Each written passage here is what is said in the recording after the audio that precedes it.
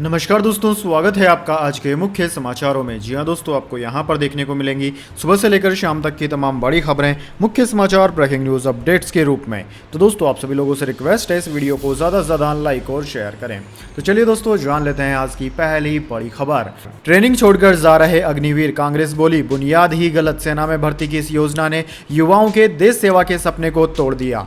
जी हाँ दोस्तों, कांग्रेस ने सेना में भर्ती की अग्निपथ योजना को लेकर केंद्र सरकार पर निशाना साधा। कांग्रेस महासचिव जयराम रमेश ने यह हमला उन मीडिया रिपोर्ट्स के सामने आने के बाद किया है जिनमें दावा किया गया है कि भारतीय सेना में अग्निवीर के रूप में शामिल होने वाले युवा बीच में ही ट्रेनिंग छोड़ रहे हैं। रमेश ने ट्वीट किया कि पहले सेना में भर्ती होकर देश की सेवा करना युवाओं का सपना होता था। युवाओं के देश सेवा के संकल्प की इज्जत करते हुए उन्हें बेहतर सुविधाएं और नौकरी की सुरक्षा दी जाती थी। उन्होंने कहा कि अग्निपथ योजना की बुनियाद ही गलत है। सरकार ने देश की सेवा करने के युवाओं के सपने को चकनाचूर कर दिया। सरकार ने युवाओं के मन में कई आशंकाएं पैदा कर दी है। भारतीय सेना में अग्निवीर के पहले बैच की ट्रेनिंग पूरी हो गई है। अगले महीने ये अग्निवीर सेना की अलग अलग यूनिट्स में पहुंच जाएंगे। दूसरे बैच की ट्रेनिंग भी मार्च से शुरू हो गई है। मीडिया रिपोर्ट्स में दावा किया गया है कि ट्रेनिंग कर रहे अग्निवीरों में एक तरफ ऐसे ट्रेनी है जिन्हें 30 दिन या इससे ज्यादा की मेडिकल लीव में रहने की वजह से बाहर कर दिया गया। वहीं ऐसे युवा भी हैं जिन्होंने बेहतर मौका मिलने की वजह से ट्रेनिंग छोड़कर सेना को अलविदा कह दिया। सूत्रों के मुताबिक पहले बैच में ही 50 से ज्यादा युवा ट्रेनिंग बीच में छोड़कर चले गए क्योंकि उन्हें दूसरी जगह नौकरी का मौका मिल गया। इसके बाद दोस्तों, अगली बड़ी खबर। जेपी नड्डा की हैदराबाद में बीजेपी के बड़े नेताओं के साथ बैठक। दक्षिण राज्यों के लिए चुनावी रणनीति पर हुआ मंथन। जी हां दोस्तों, 2024 के लोकसभा चुनाव के लिए भारतीय जनता पार्टी की तरफ से तैयारियां तेज कर दी गई है। रविवार को अध्यक्ष जगत प्रकाश नड्डा यानी कि जेपी नड्डा ने पार्टी की रणनीतियों और अन्य महत्वपूर्ण मुद्दों पर चर्चा के लिए हैदराबाद में दक्षिण के राज्य के नेताओं के साथ बैठक की। बैठक में केरल, तमिलनाडु, पुडुचेरी, कर्नाटक, तेलंगाना, आंध्र प्रदेश, महाराष्ट्र, गोवा, अंडमान और लक्षद्वीप के नेता मौजूद थे। दोस्तों, यह बैठक तेलंगाना में इस साल के अंत में होने वाले विधानसभा चुनाव से पहले हुई है। हैदराबाद में भाजपा तेलंगाना मुख्यालय में आयोजित क्षेत्रीय सलाहकार बैठक में पार्टी महासचिव BL संतोष और अन्य वरिष्ठ नेताओं के साथ साथ पार्टी के सांसद और विधायक और राज्य इकाई के अध्यक्षों सहित अन्य लोग शामिल हुए। इसके बाद दोस्तों, अगली बड़ी खबर। सभी बागी नेताओं का एक ही मालिक। विदर्भ में बीजेपी पर जमकर बरसे उद्धव ठाकरे। जी हां दोस्तों, शिवसेना के नेता उद्धव ठाकरे ने रविवार को विदर्भ का दौरा किया। इस दौरान उन्होंने बीजेपी पर जमकर निशाना साधा। साथ ही यह भी बताया कि वह बीजेपी के गठबंधन से बाहर क्यों आए थे। उद्धव ने बीजेपी पर हमला बोलते हुए कहा कि भाजपा ने जिस पर भ्रष्टाचार के आरोप लगाए, प्रधानमंत्री मोदी ने उन्हीं से राखी बंधवाई। सभी बागी नेताओं का मालिक एक है। बीजेपी को शिवसेना तो चाहिए थी लेकिन ठाकरे नहीं।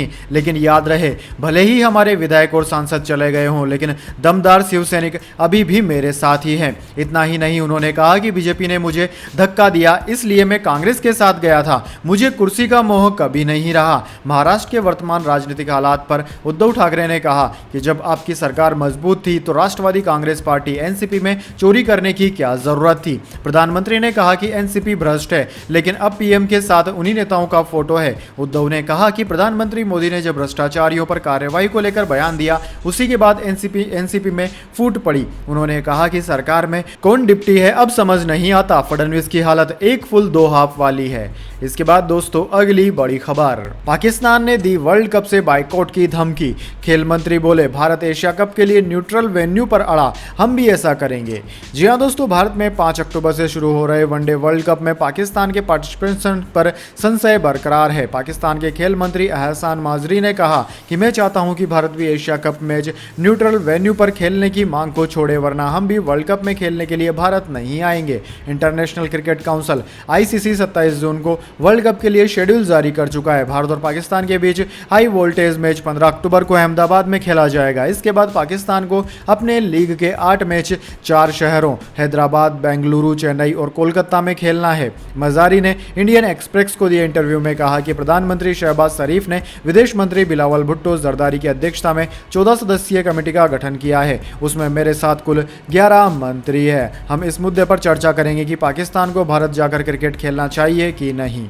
इसके बाद दोस्तों, अगली बड़ी खबर। 18 जुलाई को भाजपा ने NDA की मीटिंग बुलाई। बिहार से चिराग समेत 3 दलों के नेता आएंगे। NCP, अकाली और TDP भी आ सकती है। जी हां दोस्तों, भाजपा और कांग्रेस समेत तमाम विपक्षी दलों ने 2024 लोकसभा चुनाव की तैयारियां शुरू कर दी है। सूत्रों के मुताबिक भाजपा ने 18 जुलाई को दिल्ली में नेशनल डेमोक्रेटिक अलायंस एनडीए की बैठक बुलाई। इनमें कुछ नई पार्टियों के शामिल होने की चर्चा है। भाजपा का फोकस महाराष्ट्र, बिहार, उत्तर प्रदेश और पंजाब के उन नेताओं और पार्टियों पर है जो पिछले कुछ साल में एनडीए का साथ छोड़कर चले गए थे। महाराष्ट्र में एनसीपी यानी कि अजित पवार गुट, शिवसेना शिंदे गुट को एनडीए में जगह दी जाएगी। उत्तर प्रदेश के ओम प्रकाश राजभर की सुलहदेव भारतीय समाजवादी पार्टी को भी एनडीए में लाने की चर्चा है। बिहार में जीतन राम मांझी की एचएएम, चिराग पासवान की एलजेपी, मुकेश साहनी की वीआईपी और उपेंद्र कुशवाहा की आरएलएसपी को भी इस बैठक में बुलाया गया है। पंजाब से अकाली दल और आंध्र प्रदेश से पूर्व मुख्यमंत्री चंद्रबाबू नायडू की